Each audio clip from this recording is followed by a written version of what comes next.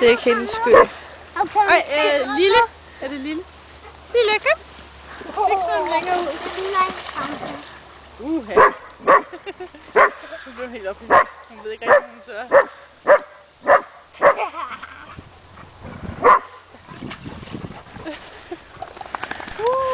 Nå, der kommer hun ud. Ja, ja.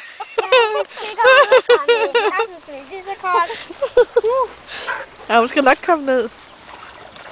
Sådan. Det er lidt farligt alligevel, men hun er modig.